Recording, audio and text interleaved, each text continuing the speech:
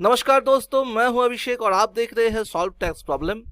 दोस्तों, आज की वीडियो का टॉपिक है, अगर आपका होम लोन है तो कैसे आप इंटरेस्ट और प्रिंसिपल अमाउंट को आईटीआर में शो करेंगे और इसका डिडक्शन प्रॉपर्ली क्लेम करेंगे।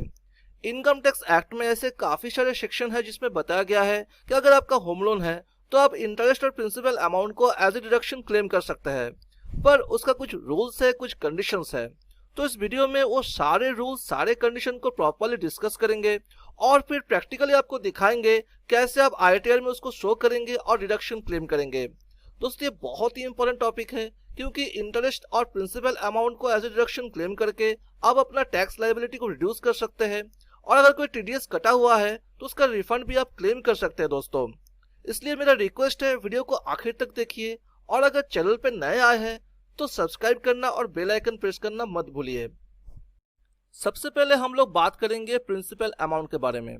किसी भी होम लोन के प्रिंसिपल अमाउंट को आप 80C में एज ए डिडक्शन क्लेम कर सकते हैं दोस्तों, पर आप सबको पता है 80C का जो मैक्सिमम लिमिट है वो है 1.5 लाख रुपए। इसका मतलब किसी भी होम लोन के प्रिंसिपल पोर्शन को आप मैक्स टू मैक्स 1.5 लाख तक ही एज ए डिडक्शन क्लेम कर सकते हैं। फॉर एग्जाम्पल, अगर किसी फाइनेंशियल ईयर में होम लोन का प्रिंसिपल पोर्शन है 2 लाख रुपए, तो आप पूरे के पूरे 2 लाख रुपए क्लेम नहीं कर सकते, आप मैक्सिमम 1.5 लाख तक ही क्लेम कर सकते हैं। इस बात का आपको ध्यान रखना है। इसके बाद दोस्तों आते हैं इंटरेस्ट पोर्शन पे। होम लोन का इंटरेस्ट पोर्शन, इस पे काफी सारे सेक्शन है जिसके बारे में अभी हम लोग डिस्कस करेंगे। सबसे पहले जानेंगे सेक्शन 24। ये सबसे मेन और इम्पोर्टेंट सेक्शन है, इसलिए ध्यान से सुनिए इसमें क्या बोला गया है। अगर आपका सेल्फ ऑक्युपाइड हाउस प्रॉपर्टी है, मतलब जो हाउस प्रॉपर्टी है उसमें आप ही रह रहे हो, उसको रेंट में किसी को आप नहीं दिए हो, तो मैक्सिमम आप 2 लाख रुपए तक डिडक्शन क्लेम कर सकते हो होम लोन के इंटरेस्ट पोर्शन का। फॉर एग्जांपल, अगर किसी फाइनेंशियल ईयर में होम लोन का इंटरेस्ट पोर्शन है 2,15,000, तो आप मैक्सिमम 2 लाख तक क्लेम कर सकते हो। और अगर इंटरेस्ट है 1,99,000, तो फिर इस केस में आप 1,99,000 पूरे के पूरे क्लेम कर सकते हो क्योंकि वो 2 लाख से कम है। मैक्सिमम आप 2 लाख तक क्लेम कर सकते हो अगर आपका सेल्फ ऑक्युपाइड हाउस प्रॉपर्टी है तो। और अगर आप हाउस प्रॉपर्टी को रेंट में दे दिए हो, रेंटेड प्रॉपर्टी है, तो फिर एंटायर अमाउंट ऑफ इंटरेस्ट, मतलब जो भी इंटरेस्ट अमाउंट है उसका डिडक्शन आप क्लेम कर सकते हो। इस केस पे अगर आपका इंटरेस्ट अमाउंट है 2,15,000, तो आप 2,15,000 को ही क्लेम कर सकते हो। पर एक ट्विस्ट यहाँ पे बता रहा हूँ, अगर आप लोन लिए हो फॉर रिपेयरिंग, रिकंस्ट्रक्शन या फिर रिन्यूअल्स, तो फिर मैक्सिमम इंटरेस्ट अमाउंट है 30,000 रुपए। और ये जो 2 लाख अमाउंट मैंने पे बताया, ये होगा जब आप लोन लोगे परचेज करने के लिए या फिर कंस्ट्रक्शन करने के लिए। अगर वो रिकंस्ट्रक्शन होगा, रिपेयरिंग होगा, तो फिर मैक्सिमम आप 30,000 तक ही क्लेम कर सकते हो। इस बात का आप ध्यान रखिएगा दोस्तों। आप देख सकते हैं ये आईटीआर 1 सहज और होम लोन का जो इंटरेस्ट और प्रिंसिपल पोर्शन है उसका डिडक्शन क्लेम करने के लिए आपको आना पड़ेगा computation of income and tax section पे। उसके बाद आपको जाना पड़ेगा थोड़ा नीचे। यहाँ पे देखिए हाउस प्रॉपर्टी का पोर्शन है, टाइप ऑफ हाउस प्रॉपर्टी।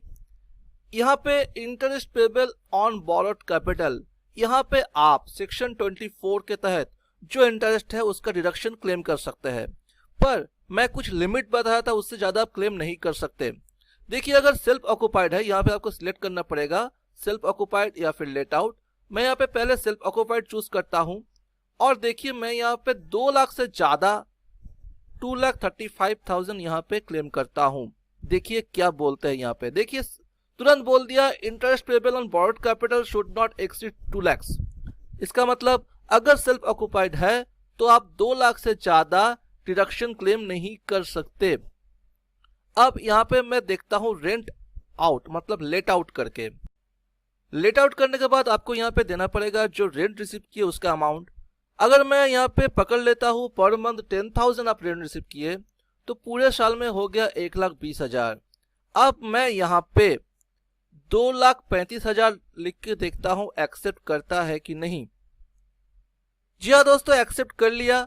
मतलब यहाँ पे साफ पता चल गया अगर लेट आउट प्रॉपर्टी है तो फिर आप entire interest amount as a deduction claim कर सकते हैं, पर अगर सेल्फ ऑक्युपाइड है तो फिर आप मैक्सिमम 2 लाख तक ही क्लेम कर सकते हैं दोस्तों।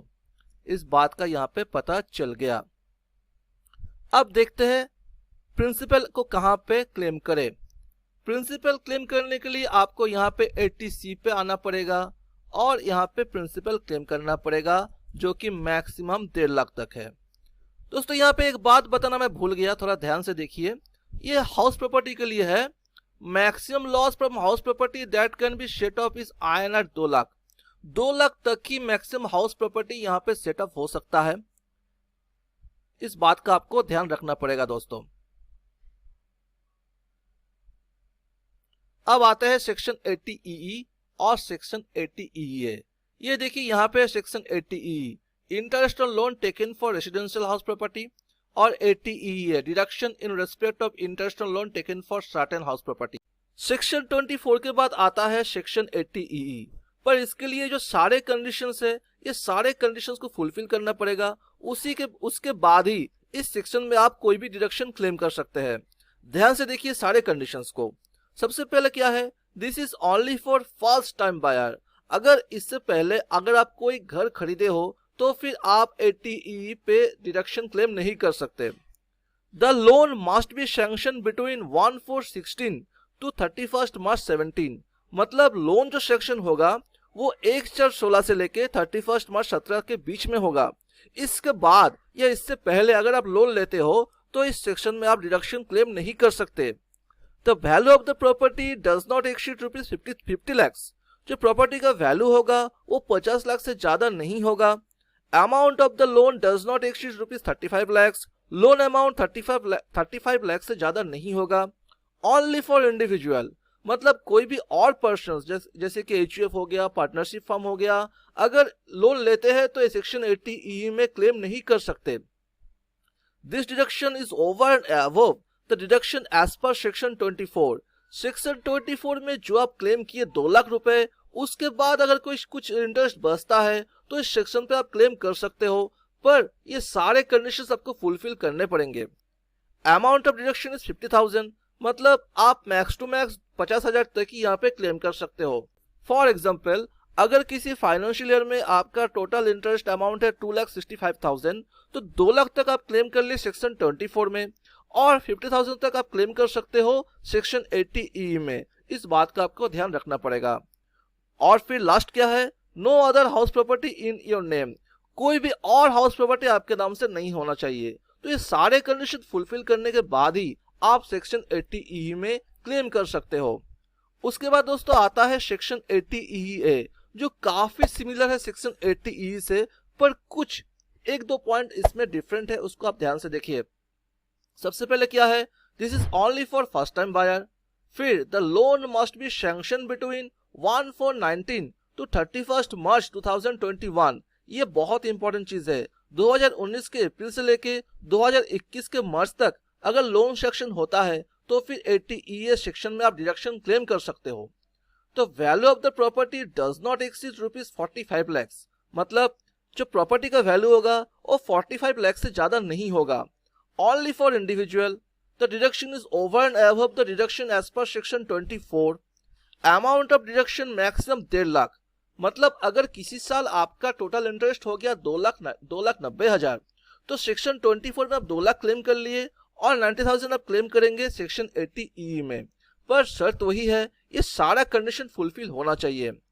No other house property in your name. इससे पहले कोई भी हाउस प्रॉपर्टी आपके नाम से नहीं होना चाहिए। और एक बात जो मैं यहाँ पे दिखाया नहीं, 80EE और 80EA एक साथ आप क्लेम नहीं कर सकते। इस बात का आपको ध्यान रखना पड़ेगा। अब चलिए एग्जांपल लेते हैं। कोई भी फाइनेंशियल ईयर पे सोचिए, इस फाइनेंशियल ईयर पे आपका टोटल इंटरेस्ट अमाउंट है 2,90,000, पर आपका जो हाउस प्रॉपर्टी का टाइप है वो सेल्फ ऑक्युपाइड, तो 2 लाख आप यहाँ पे क्लेम करेंगे। उसके बाद आपको जाना पड़ेगा 80EE या फिर 80EE में, और जो आपका एप्लीकेबल होगा, जो सेक्शन आपका एप्लीकेबल होगा उसी पे आप क्लेम करोगे। इसके लिए आपको कंडीशन फुलफिल करना पड़ेगा, जो कंडीशन में पहले आपको बता दिया था।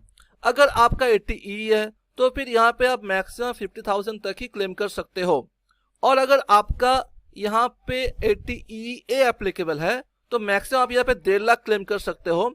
इसका मतलब आप पूरे के पूरे 90,000, 2,90,000 से 90,000 आप यहाँ पे क्लेम कर सकते हो दोस्तों। इस बात का आपको ध्यान रखना पड़ेगा। तो ये तो था पूरा डिडक्शन क्लेम करने का तरीका। इंटरेस्ट और प्रिंसिपल का डिडक्शन आप कैसे क्लेम करेंगे वो तरीका मैं यहाँ पे आपको समझा दिया। आशा करता हूँ आप समझ चुके होंगे। अगर कोई भी सवाल है, कोई भी कंफ्यूजन है, प्लीज कमेंट कीजिए, मैं हर एक कमेंट का जवाब दूंगा दोस्तों। तो दोस्तों कैसा लगा वीडियो? अगर अच्छा लगा तो लाइक कर दीजिए, अगर लगता है किसी और का काम आएगा तो उसे शेयर कीजिए दोस्तों। सब्सक्राइब करना मत भूलिए, बेल आइकन प्रेस करना मत भूलिए। आज के लिए इतना ही।